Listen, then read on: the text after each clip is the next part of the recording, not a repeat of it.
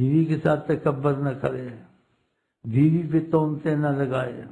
بدگمانی سے جھوٹ کوئی نہیں ہے۔ حضرت عائشہ کے گھر میں دوسری بیوی سے کوئی چیز بھیجی گئی، عورتوں کو غیرت ہوتی ہے دوسری عورت سے، حضرت عائشہ نے ہاتھ مار کے سب نیچے گرا دیا جو اس میں تھا، آقا جی نے کچھ نہیں کہا، آقا جی خود نیچے بیٹھ گئے اور وہ دانے جو چیزیں تھے کھانے کے خود اٹھا کے رکھ رہے تھے، عائشہ کو کچھ نہیں کہا تو نے کیوں ایسے دیکھا،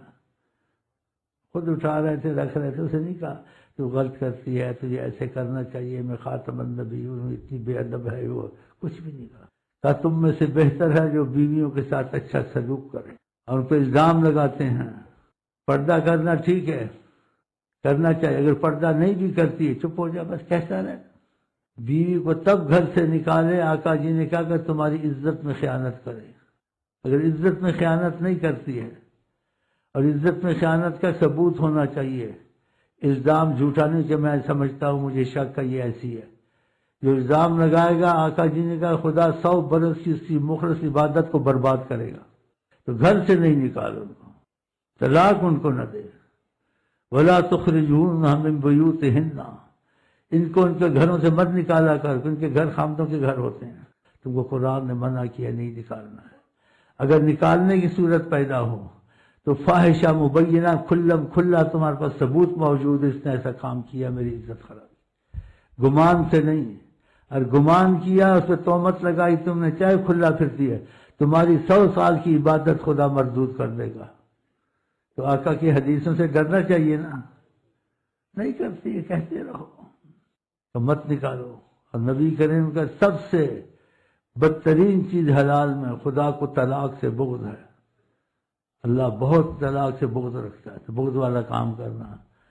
اور آقا جی نے کہا بھی ہے کہ خامن جتنا کرے یکفرنا، یہ کفر کرتی ہیں، اس کے احسان کا نہیں مانتی ہیں، کبھی کوئی غلطی خامن سے ہو جائے، یہ بھی آقا نے کہا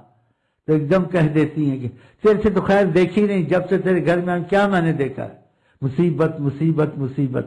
تیرے سے تو خیر ہے ہی نہیں ہے، سارا اس کا ضائع کر دے گی، برداشت کرے۔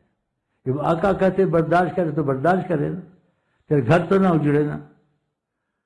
جیسے حضرت عمر کو شکایت کرنے کیا میری بہت زبان چلاتی ہے اور مجھے اتنا تنگ کرتی، میں آپ کو کیا بتاؤں۔ وہ شکایت کرنے کی عادت دیتا، حضرت عمر کی عورت بھی ویسے ہی کر رہی تھی حضرت عمر سے، وہ چپ ہو گیا کہ میں یہاں کیا ان کے ساتھ یہ ہو رہا ہے، تھوڑا بیٹھا اٹھ کے جلنے لگا، کہا نہ جاؤ،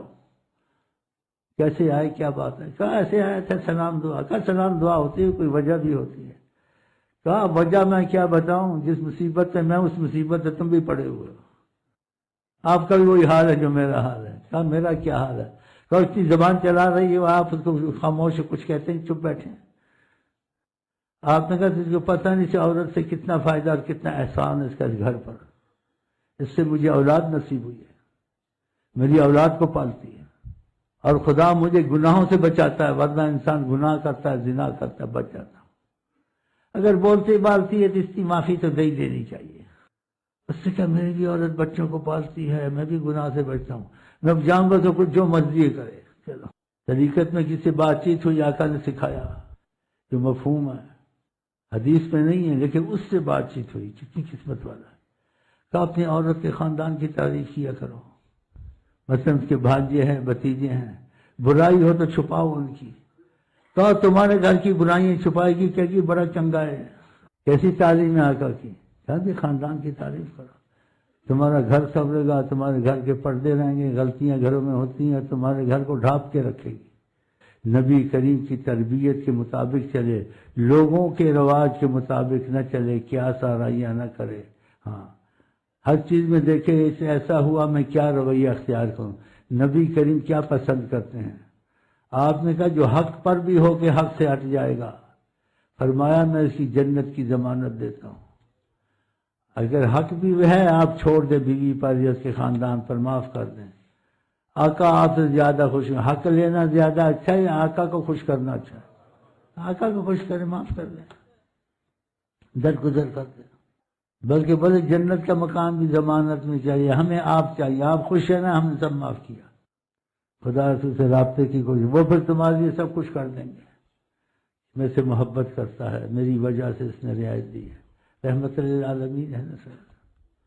تو یہ کیسٹیں لے جائیں، اس کی حفاظت کریں، اور یہ جو بھائیوں کے جھگڑے وگڑے ہوں تو ان کو سنا دیا کرے، دیکھ لو یہ آقا کی تعلیم ہے اگر تمہاری مرضی ہے. اللہ غفور و رحیم ہے، اللہ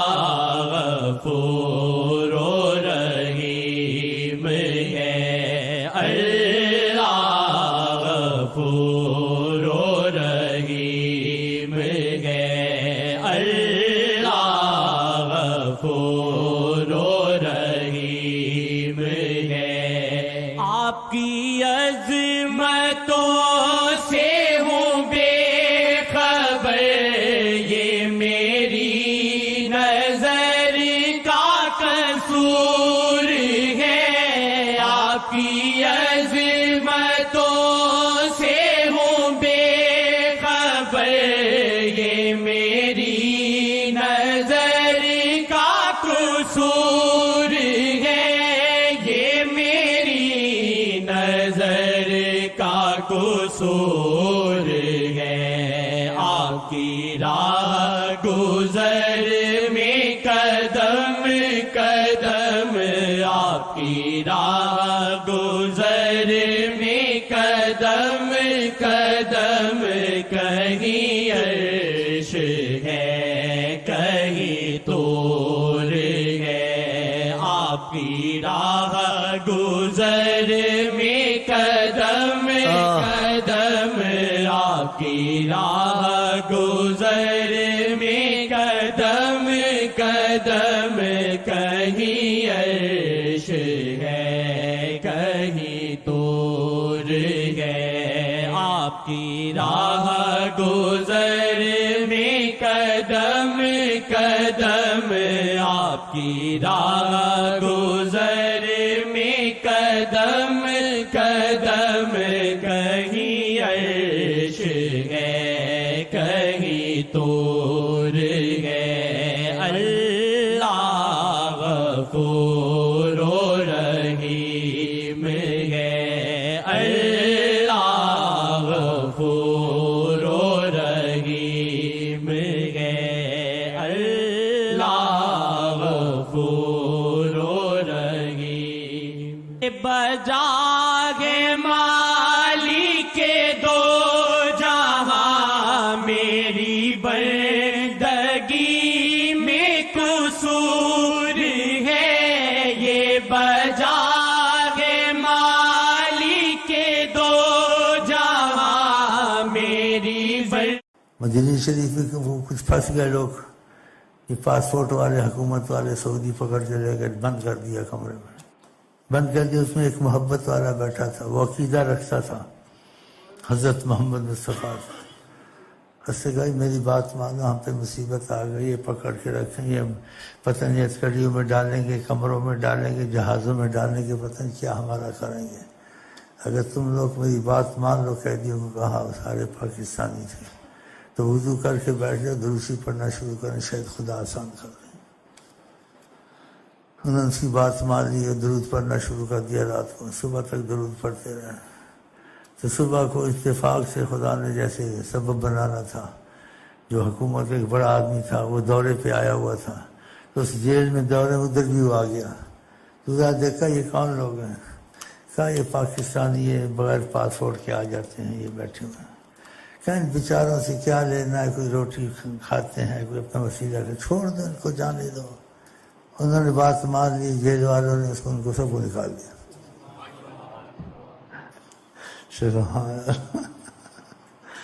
کیسا سبب ہوا؟